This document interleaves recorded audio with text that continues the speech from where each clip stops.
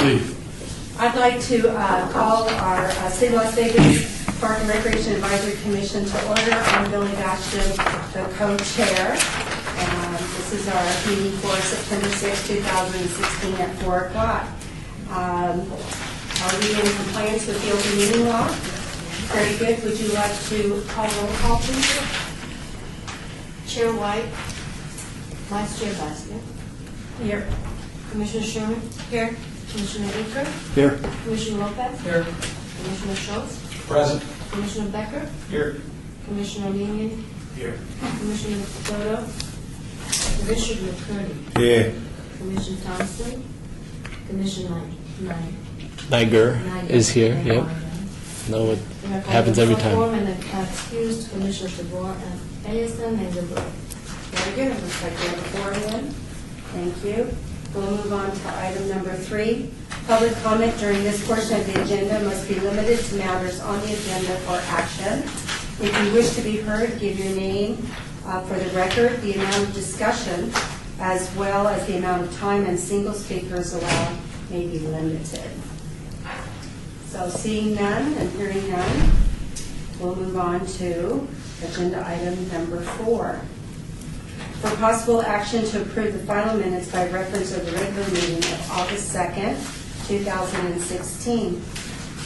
I have a motion. Madam Chairman, I'd like to make a motion we approve the minutes as prior read. Thank you. I second. All right, so Lisa Sherman, you'll second it for us? All right, let's call for a vote. Are we all in favor? Aye. All right, anybody any time? All right. Item number 4 is passed. Okay, moving on to item number 5, report by Department of Public Safety regarding issues at city facilities and park. This is all wards. Good evening, Officer McGregor. I believe you have a copy of the report. Ward 3 and Ward 5 had the most calls. It wasn't quite an active month. I don't know if it was because it's cooling off or what, but basically 20% of all calls resulted either in arrest or citation. We had a stabbing at Huntridge Circle, a verbal altercation between 2 homeless people. The victim is expected to recover, and the suspect was arrested. We've had a lot of drugs and homeless in the parks. As you read through, you'll see that almost everything, it has both of those elements in it. I brought some pictures. I know you like the inside scoop. This did not result in an arrest or a citation, but I found a gun at Rainbow Park in the men's room. It was hidden behind the toilet paper roll, jammed up in there. A revolver. It had 2 live rounds in it. It was not a good condition gun. It took a little bit to get it apart. Yeah, I did send it off to Metro to be analyzed in case it was used in something. So how did that come to the attention? We had a citizen, because at Rainbow Park, a lot of people, he cleans pools, but I noticed when I sat there, because I sat there a couple days to just see the traffic, to try to figure out who put it there. We had some robberies take place in the area. We don't know if it was stashed there afterwards or what, and that's something that Metro's forensics will help determine. But a citizen just stopped to use the restroom. He does it on his route. And he hit the thing and it fell. So he called us, nobody had touched it, and so I recovered it. I believe Commissioner Lopez has a question. Commissioner Lopez speaking. What park was that? Rainbow, on Oakey and Rainbow. Oh, okay. Commissioner McCurdy? Doolittle, concerned. There was a shooting over there. A kid got killed. Did he die or what? I don't know. It's my understanding that some people are saying it's accidental, Metro took it over, and some people are saying it wasn't. So I don't have a definitive on that. He went to the hospital, but he was shot in the chest. A child. Well, we took a gun off an 11-year-old recently, so we don't consider anybody children anymore. Okay, then number 2, there was another incident. He wasn't shot by an officer. No, I know he wasn't shot by. We're not sure who he was shot by at this time, so. I Okay, can't- how about yesterday? What happened to Doolittle yesterday? Yesterday morning, about 8, Metro was up in the sky. They were at the walking park, about We have, 10 units. well, gangs are everywhere now, but we have retaliation back and forth, and it's an ongoing investigation, so I'm not really allowed to disclose anything. I can. But if you hurt somebody from one gang, then that gang tries to retaliate. Yeah, I know. That happens a lot, back and forth, and like I said, I was shocked when I read the report on a totally different situation where they recovered a weapon from an 11-year-old. Yeah, but I'm talking about the yesterday. Yeah, yesterday I'm not allowed to disclose Okay, anything. I can find out. But by next month's meeting, I will be able to. Yeah, because my P number is 625. I should be able to. Well, then you can call people that I can't call and find out. Commissioner? I was going to ask you, Lisa Sherman. Sherman, for the record, do you know what day the revolver was found at Rainbow Family Park?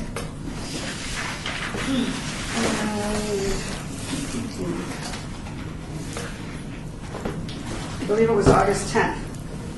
Thank you. Commissioner, I have a couple of points.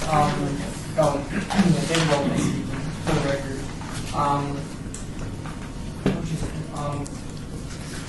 Yes, I rode along with one of your fellow officers. I found Oh, it did you right. get that? Okay, I found good. it right along. And I'm not sure if this is probably an appropriate time to bring this up, but he mentioned that a big problem that we have are that the park patrons don't know the hours to the parks. And so what happens is he spends a lot of time kicking people out. Now, I would like to put, I'm not really about it. I'd like to put this on the agenda for next time, but the park signage is a big deal according to our officers, so I had to bring that up.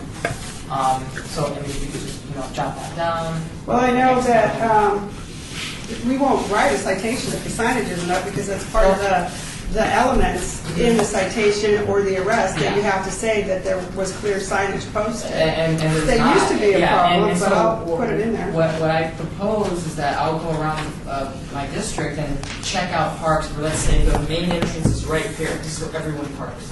Okay. But there's no signs anywhere. That's what I'm talking. I'm not saying, well, we're going to put a sign at the park. The ones that need No, it, we need should. it. There should be a sign at And every they can park. honestly not know. They'll get in trouble. Right. I will bring it up to my sergeant and I will check the parks that I hit every day and make sure tomorrow I'm in the city council. Yeah, and the second point, I just remembered, is just the question, when something becomes a homicide, Metro takes over? Is that correct? Anything that's considered or could be Class A felony. We work together on Okay. all of them, but they have the forensics lab, they Oh. have the detectives, they have more manpower. Right. So anything that could result in a Class A felony, they have the right of first refusal. Sometimes they have refused and we'll just work the whole thing, Oh, okay, well, thank you. like the stabbing. Yeah. Go back to Bertha Johnson Park. I noticed, I live right there in Vegas Heights on Concord. And I think Libertha Johnson Park need to be, not Libertha Johnson, that is Libertha, the Circle Park, that's Libertha, right? Yes. I noticed a lot of people started hanging in there. You know you have two, I don't know if you call them a halfway house, Yeah, right there adjacent to the park. That might be part of the reason, was brought up to me, part of the reason for some of the increased activity at that park, because there has been an increase. Yeah. And I think one is a rehab and one might be, I'm not sure. have Might you be- guys talked to the proprietor of those two different? I believe Officer Major has. He's the one that was briefing me on it. Do you want me to check into that? Yeah, for next because, time? I'm gonna talk to the owner too, because it's becoming a problem where the kids can't go in there Right. and play, because that's my neighborhood, I live right there. And I noticed what's going on over there, so I'm gonna talk to them. We are aware of it, and so please let us know if there's anything more that you want me to check on or to try to get people aware of. All right, Commissioner, we have one more. Oh, I'm sorry. Before that's okay. Okay, Commissioner Aker, getting back to Rainbow Family, Yes. was that during the day or in the evening? When It was during the day. Okay. I recovered it. I can't remember exactly what time, but it was about 9, 10 o'clock in the morning. The email that I sent to my sergeant with the picture is at noon, but I would have driven in to use the computer. Okay, now the other question I had, was it up by the Little Diamonds or by the Big Diamond down below? Closest to Oki, the bathroom closest to that Okay. basement. All right, thank you. You are welcome. We have ongoing investigations in 3 different parks, Reese Freedom, Stupak Community Center, and Levitt, with robberies. We've had an increase of robberies involving weapons, strong arm robberies, and auto burglaries. We had quite a few this weekend, too. That'll be in next month's report. We also, on Fremont Street, you have the statistics in front of you, but we also had a situation August 1st where our officers were on bikes riding Fremont Street, and we don't write jaywalking tickets, especially on Fremont Street, because you just be there all day, and it's tourists, and they're looking. I mean, they're looking, they're just not paying attention. But this particular situation, the light had been red for quite a while, and the person was drunk, and he's in the street. So the officers went to stop him, and he started choking out one of the officers. So fortunately, there were other officers, and it didn't result in a use of deadly force, which would have been legitimate, but he was arrested. And the unusual thing is, other than him being highly intoxicated, he had no record. So he didn't have a history of violence or anything. Just a bad day.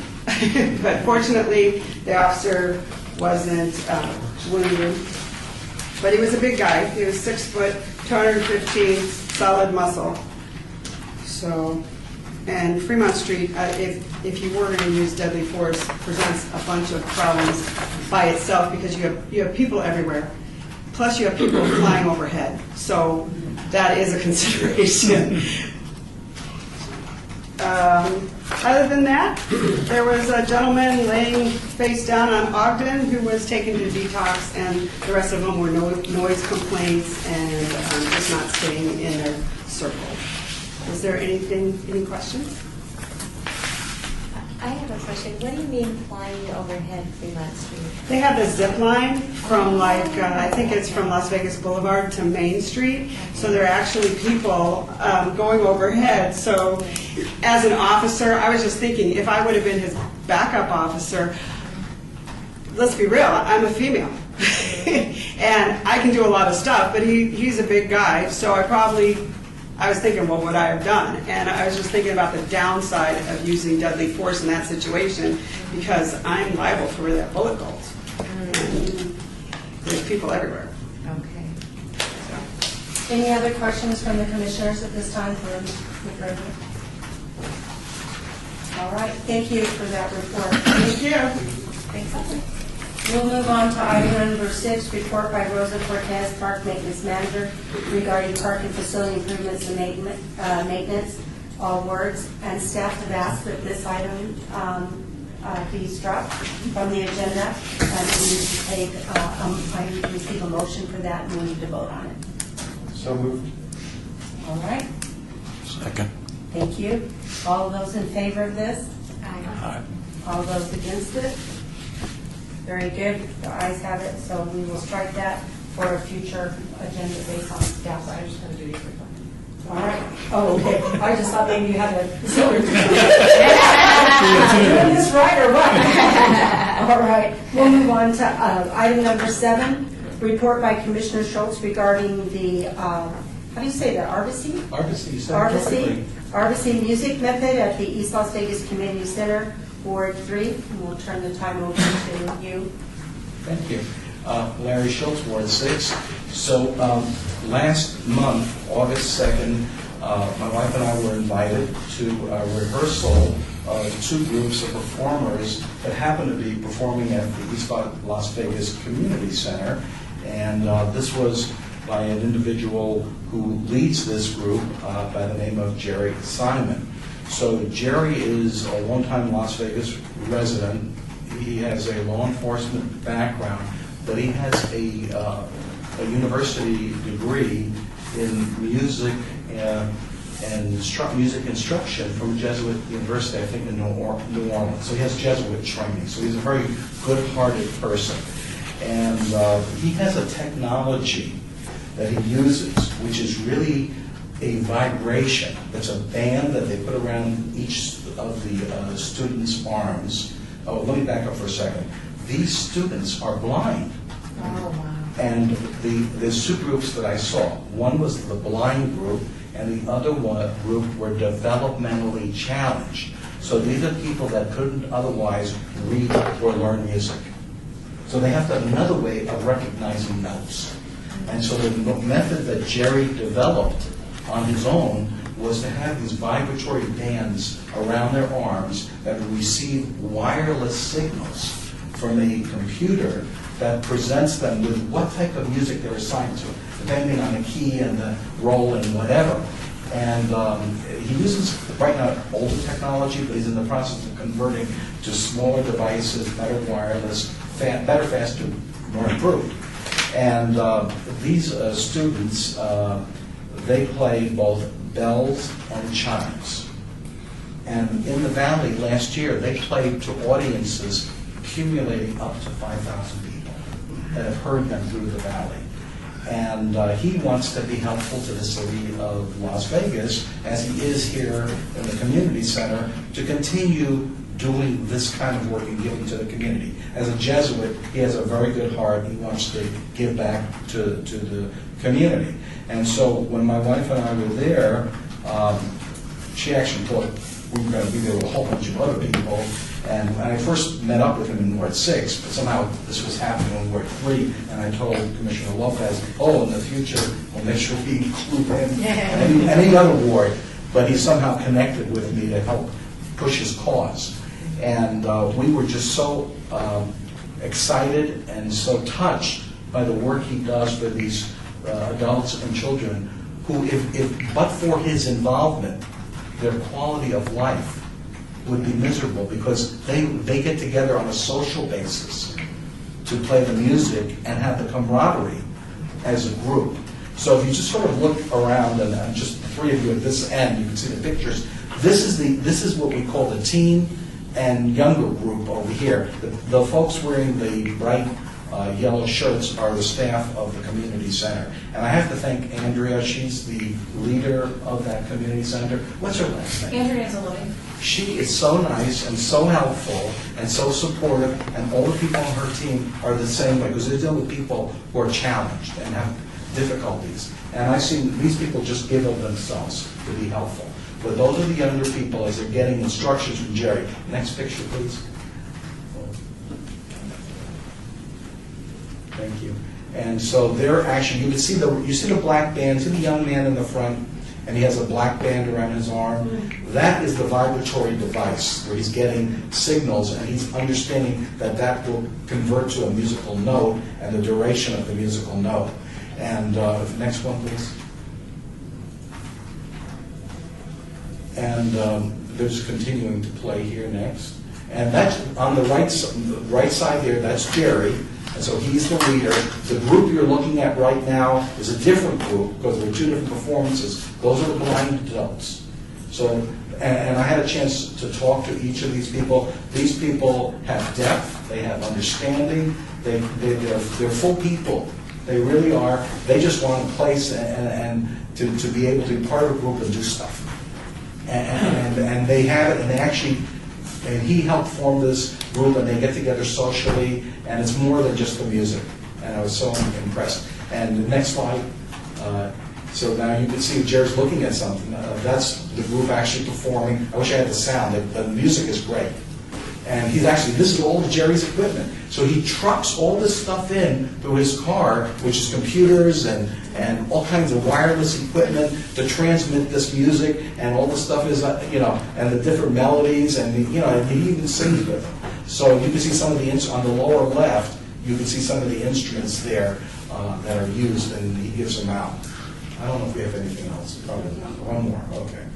All right. So then again, he's talking to them, and he's trying to get them to understand and kind of.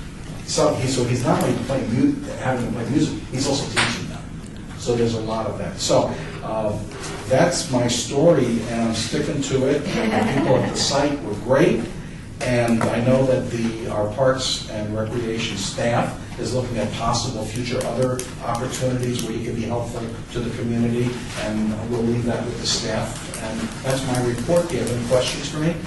We have a commissioner with a question. Oh, I think that is so awesome. I was going to ask you, is this a formal program that's done through Parks and Recreation, or is it more of like a pilot experimental program that's done just at the location?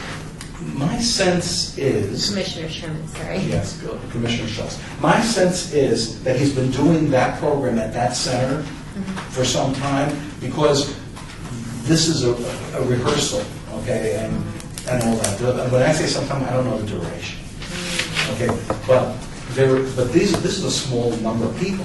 So obviously, there's a lot of other people that can be touched in this way. And let's be honest, there's also mature adults that are in a later stage of their life, and maybe some of their faculties are not as present as they used to be, and they can't learn. But think of the joy music can give them to perform and go out and participate. So there's other opportunities. He told me, he said, well, he's even shown this technology to the Chinese because they were some in town and all that. They wanted to bring that technology to China. He says, no, I'm a patriot.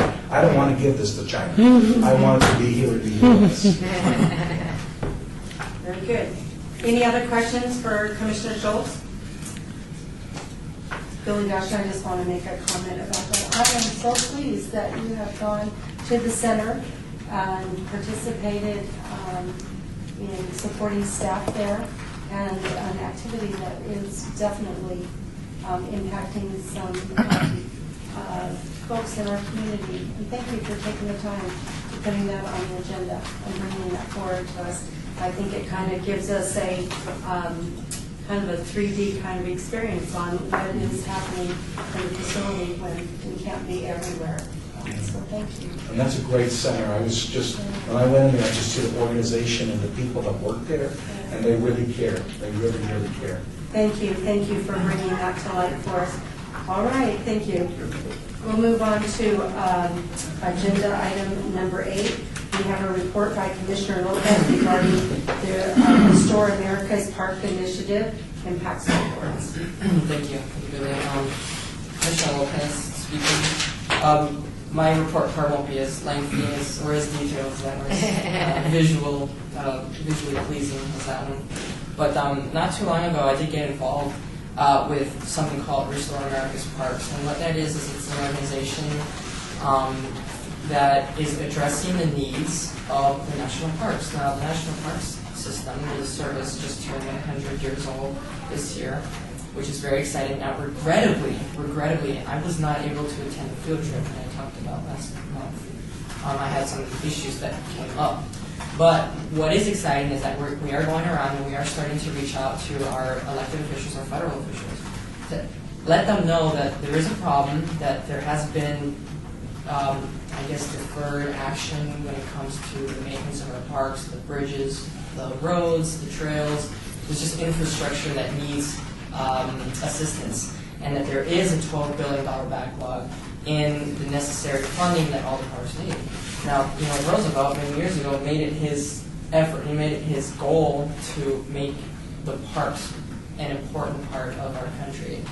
We're trying to also spread the idea of diversity, to remind people of all age groups, of all demographics, that these parks belong to you. These parks belong to the public.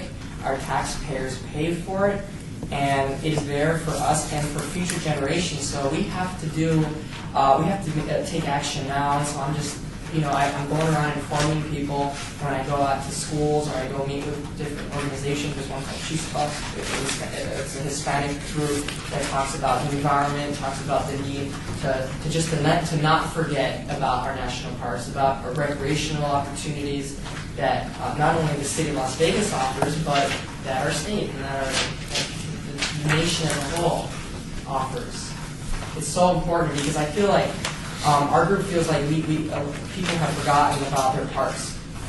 People will easily overlook their parks and recreation. They really will. They'll overlook it in their in their neighborhood, or they can have one in these modern associations, these modern homes, they have parks, and even though they're small, but they're an important part of who we are, of our society, of building that kind of camaraderie with your neighbors, with your friends. So anyway, we're trying to remind people to reach out. We are reaching out to people with Harry Reid. We're reaching out to our elected officials. So now that Congress is back in session, to not forget, so that we fight for these kinds of issues that mean so much to not only me, but everyone else as a whole.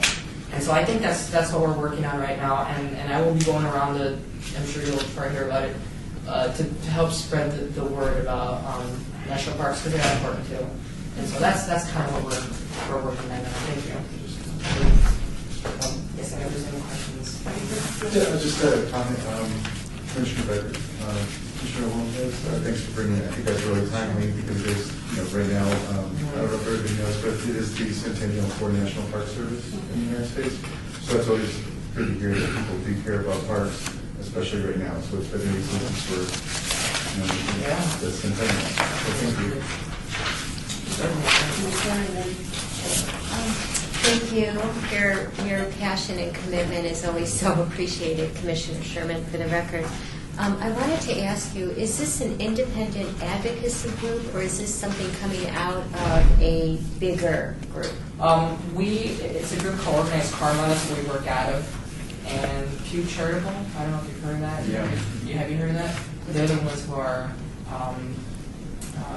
spearheading this movement, and they're over here up on Sahara, National Park near Paradise. Okay. Yeah. So. But it is national. Yes. Okay. Yeah. So that's what they're doing. Commissioner Schultz and then Commissioner McCurdy.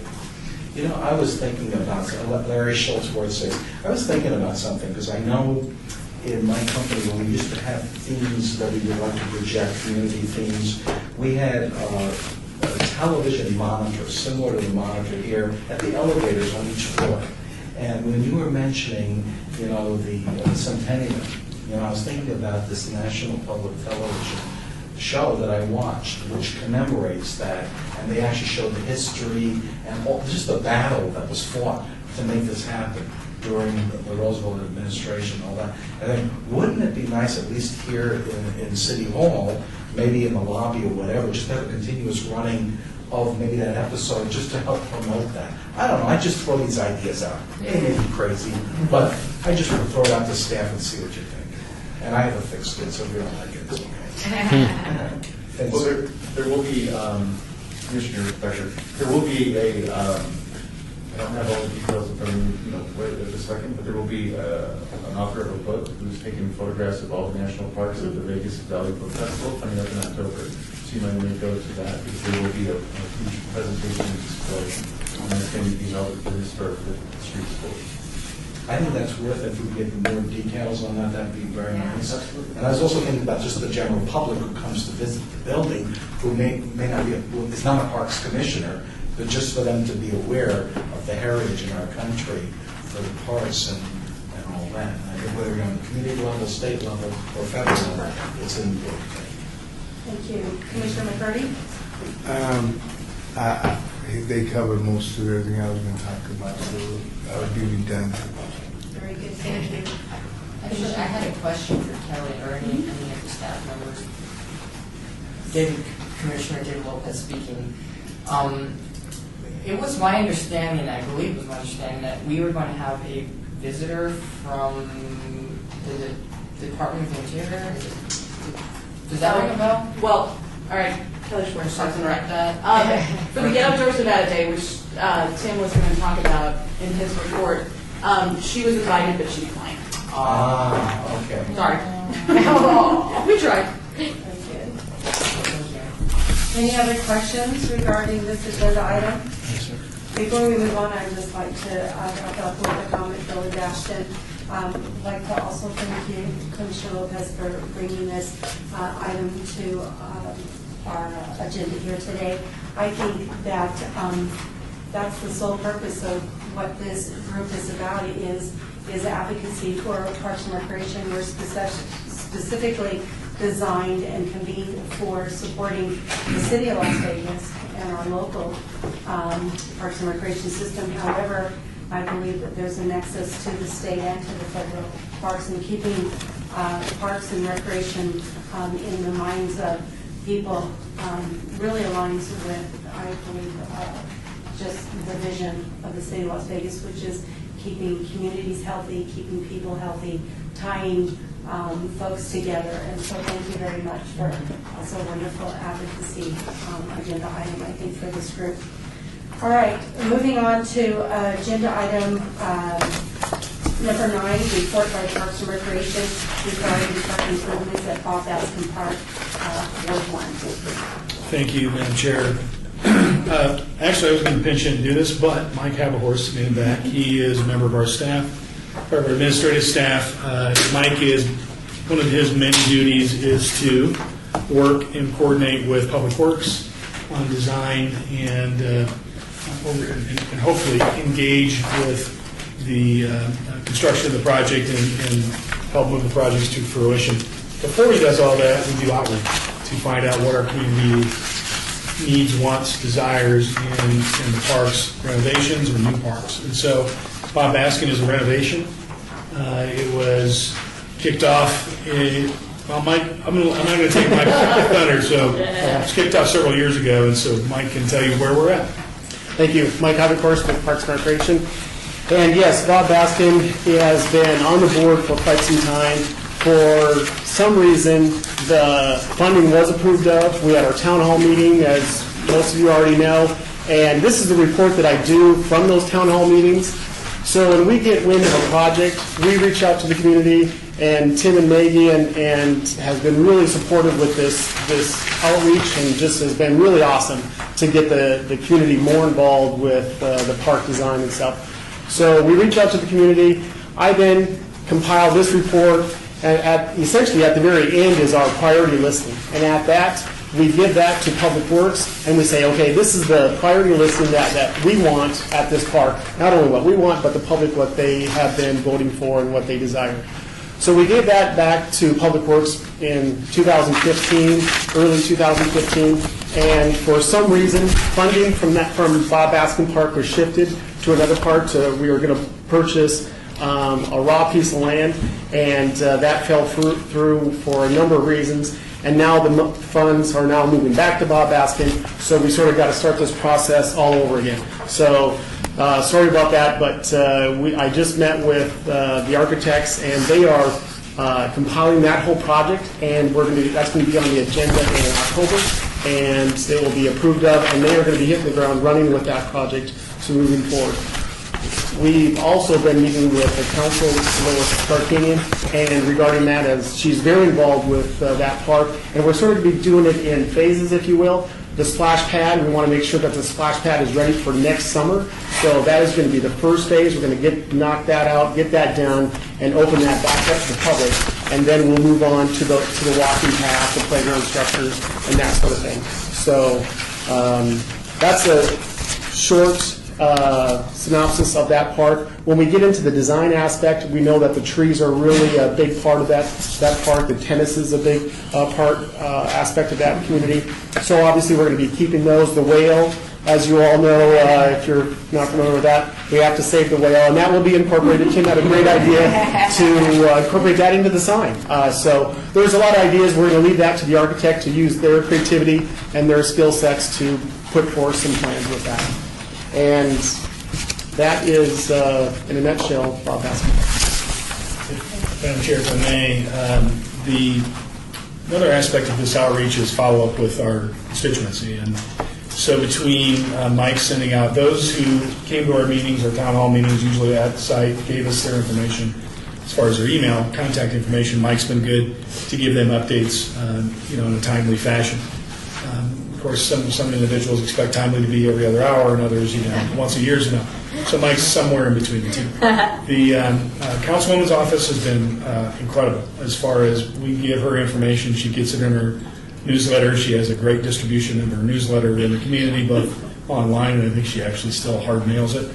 So there's been a good distribution of information. We're going to continue that process up until that project's complete. The multi-phase approach of this, we applaud, because a few years ago, 15 Public Works really didn't like that. They wanted to come in, do it all in one fell swoop, and walk away. Well, that's just not realistic. Otherwise, you'd be closing parks down and really have a dramatic impact on the community waiting and not being able to use any element of the park. So we convinced them, I think, to go away from that, and this approach is really going to suit that community well, and going to see, you know, those elements come online, splash pad in first, you know, very timely fashion.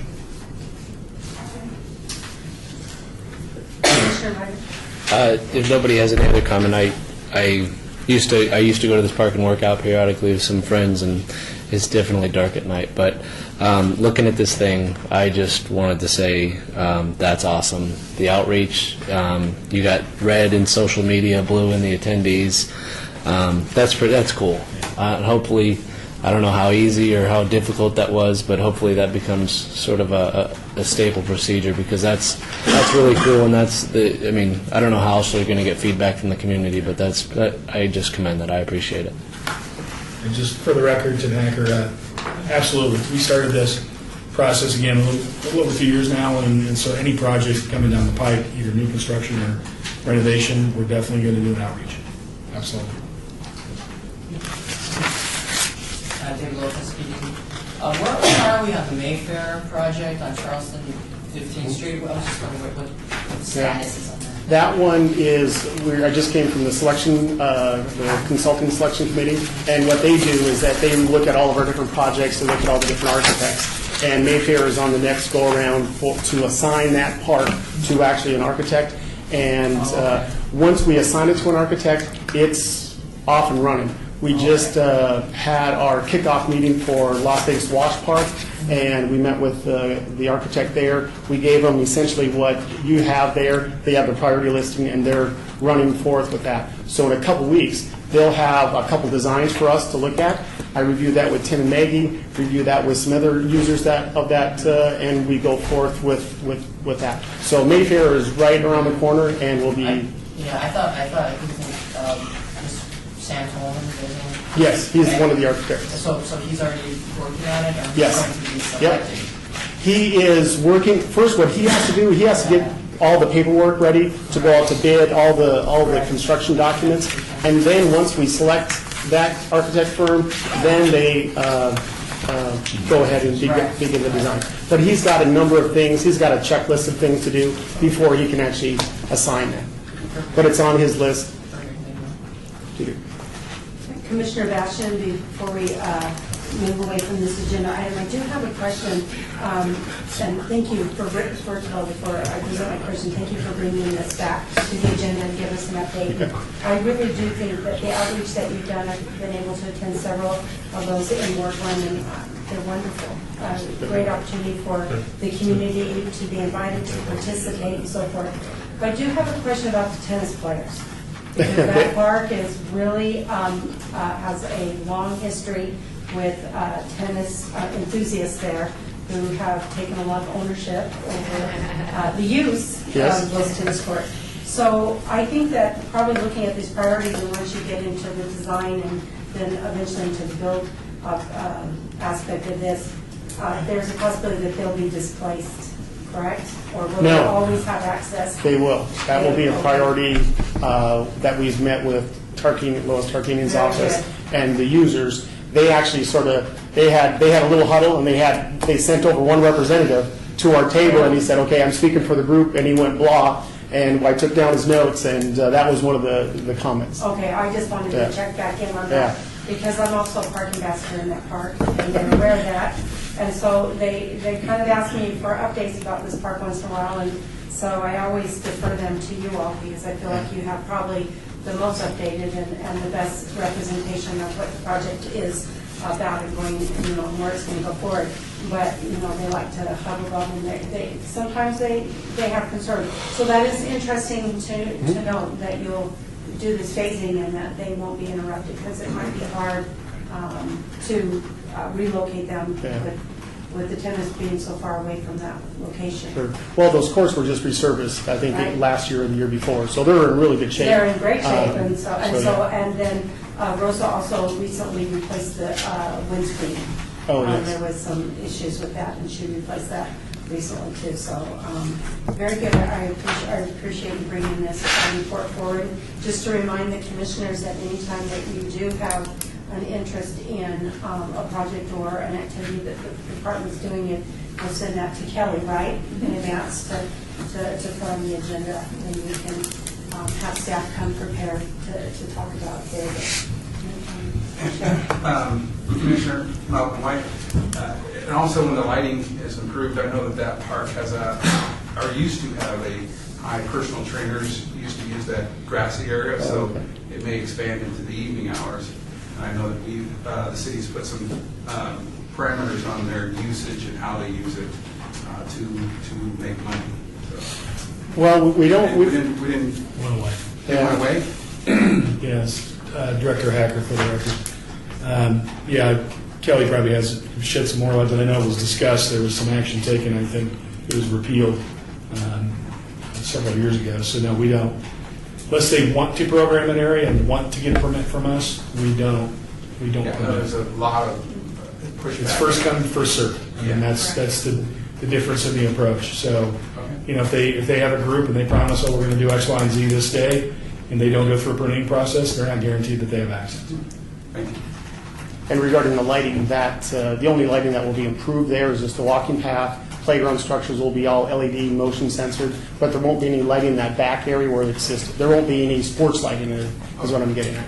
And we've also worked with the apartment complex on the other side. They've made that apartment complex a gated community, and so they're going to be improving that gate on that side. We had some research done. Public Works determined that back wall is actually the apartment complexes, and they're going to be doing some improvements on that gate, almost like, you know, a security code like they do at the front gate for the individuals that are walking into their community. They have a punch code. They'll be doing a similar gate on that park, and a push bar. If you're in the park, there'll be a push bar to get out, you know, to get back in that community. So. All right. Very good. We'll move on to our next agenda item, number 10, report by Tim Hacker, Parks and Recreation Director, regarding upcoming department activities, all work.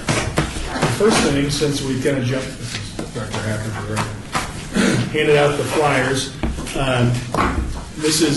We got pulled into this through the Get Outdoors Nevada as well as the national parks. And so we're a co-sponsor on this event. It's going to be held at Lorenzi Park on October the 15th from 9 a.m. to 2 p.m. They have, I think, over 70 exhibitors that will be there, and the way they're doing that, and I should have mentioned, it's Get Outdoors Nevada? Did I mention that? Outside Las Vegas, thanks. Is that the exhibitors have to have some kind of activity. So instead of just sitting there handing out materials, I expect people to walk up to them. They're supposed to incorporate some kind of activity, so it's going to be a great event. Probably the neatest events you'll see will be Bass Pro bringing in, you know, large tanks for the cast and release, you know, catch and release fishing, and then they're going to kayak, I think, on our lakes. And other than that, it's going to be a great opportunity. Our department is hosting a pretty big move too. We're going to do crate making. So that's for all the little kids. Cool. And I did bring along, we have temporary tattoos that are my new favorite thing. And we have cool stickers. And if you're like Commissioner Bastian and you'd like to put them on your vehicle, you don't have to. They are actually die cut and they're vinyl. So they're kind of cool. So they go on cell phones too. Just to keep that in mind. Way to go. We've got the Beyond the Neon, the latest version, so grab one on your way out, listing all the activities over the next so many months. And additionally, we have provided, there's a trail map that's been provided to us. This came from outside Las Vegas. They received a grant, so grab one of these as well. It shows all the trailheads and the trails that throughout the valley. Awesome. I believe, so in specific. It's pretty Las Vegas, but it does show on the wider as well. It's all exciting stuff. Also, on October 15th, there's an aging expo at Cashman Center. We're going to have representation there. It's from 9 a.m. to 4 p.m. as well. Summer camp survey went out. I just reviewed the results not too long ago, and I got to tell you, our staff is doing an awesome job. When you start looking at did people have a favorable experience, great experience or good experience, and we are knocking it into the 90 percentile as far as the feedback. About 152 different households responded to the survey, and our staff is doing a great job doing something right and serving the needs of the community. We learned so much about this as far as going into, and there's a recap meeting coming up here shortly to talk about what do we do next year. Where were the experiences? What did we try that provided a great experience and a great value, and where do we maybe need to fine tune or retool? So, I'll have Kelly send the link out to you. It's probably the best way to do it. It's about a 29-page document, but I was just startled at how overwhelmingly positive. We give people an opportunity to give you feedback. Negative feedback is the easiest thing in the world to do. Positive feedback is so hard for people for some reason to do, and so it's an incredible document. So Kelly will send that out. I'll just say, we're going to do a final report on that, and the survey went out last week, so we're giving it out just another week, and then we're going to do an aquatic report as well. Good. So I will compile a report probably sometime in October, so you may not get it until the November meeting, because we want to meet with staff first. But you'll get it. Commissioner Bastian, who received, which summer parents on the It would have been anybody who registered through the Microsoft software registration system. You should have gotten an email and sent it over to about 1,000 people. So whatever email was registered in the Where the system. contact information was. And we're getting a hard copy to put in some of the centers as well, because not everyone has access. So every parent would have received some by email. Correct. Very good. And when you get over 10% response rate anymore, that's not bad. Yeah. Any other questions for? Still a couple more items. Sorry. On this one? Commissioner Sherman, where will these trails maps be distributed for public use? From my understanding from outside Las Vegas Foundation, well, I do know they gave me a box of them to put in all of our centers. Okay. So I just got those. I'll have them in City Hall, but then they take them to every event that they go to, and they're in a ton of stuff. Okay. So they're just starting to distribute them. I think usually they do this is Director Hacker, they do a great job of having all the materials online as well, so people can go online to their site. Commissioner, do you have a comment or question? Can someone email all of us an image of this? I mean, honestly, I would like to just share it on my Facebook to all my people. Let me talk to them, because there should be one actually on the RTC site, but I'll make sure that it is this one, but absolutely. Okay. Director Hacker, continue. Okay, thank you. Well, we're happy to announce that our long-standing partnership with Walgreens to come into our centers and provide flu shots was just finalized today. Ed just kind of champions that project with us every year. It's our friends in the attorney's office help us move it through, and then Walgreens sat on it for about 2 months. So we have events planned that are starting this week, so the agreement's there and it's in place, and kudos to Ed and his staff for getting that finalized. Another thing we did this last summer that was pretty exciting, at 2 of our centers, Stupak and Doolittle Community Center, was a Books on Break summer reading program, and these were kind of these 2 sites that are in our economically challenged communities, and so we chose them. Over 900 kids were served, and about 1,000 books were given out, and the number of reading logs that were completed, and this was again during the summer, to try to keep kids active and try to keep their skill sets up. So we did this at 2 sites. Next year we hope to expand it into even more of our sites, maybe even integrate it into some of our summer camp programming as well, just to keep the kids. Again, with the new youth development and social innovation department, we work very closely with them because of course we have the facilities. We are doing a lot of things to encourage education and good habits. And so we're going to continue to do that. But I just wanted to give you a little quick synopsis. They were very pleased. And what they do things at 38 sites. So we were 2 of 38 sites, and we hope to add a few more to those sites as well. Lastly, actually, Angie Gilson given notice that she is going to resign. She's taking a job in relocating out of state. So we'll be working with Ward 2, I believe, to get a replacement so far.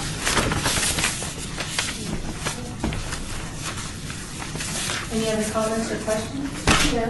Commissioner White, what was her role? She was on the commission. She was one of the commissioners. Dr. Sullivan represents Dr. Dartmouth. That's the one that Kelly ran off? Yeah. Allegedly. Yeah. That's all I have. Thank you. Billy Baston. Tim, so on the flu contract that you have with Walgreens, they come into all the rec centers, the senior centers? Who is the audience that's going to receive? Not all of our centers, but it's, let me see here. We've got, they're going to be at the Lieberman Center, September 7th. They're going to be at Deerfeld on the 8th. They're going to be at Centennial Hills on the 9th. They're going to be at Doolittle Senior on the 20th, and then they're going to be at Las Vegas Senior September 22nd. I think that's it for our sites. And then a follow-up question. Is this free for flu shots for seniors, or they come and they pay a fee to Walgreens and then? It depends. It's mostly, if insurance covers it, then the full cost. Otherwise, it's $23 if not covered. So then it's a convenience for those to get outreach out into the community as opposed to going into a Walgreens or a doctor's office. Right. That's a medical provider. Yeah, come to a healthy place to Okay. stay healthy. Don't go to a place where they treat the sick and try to stay healthy. I like that, and I thank you for answering this question. Is there any other questions from the commissioners or comments regarding Tim's report? If I may, Commissioner, Chair, just to address Commissioner Schultz's question about doing things in the lobby, we have no control over this facility. We can make recommendations to how they, as you know, we use our lobby as a art gallery or gallery, and there's different displays going on in that regard. Great suggestion. In our centers, we have TVs. If that's the programming desired, be it public television or whatnot, it'll be on.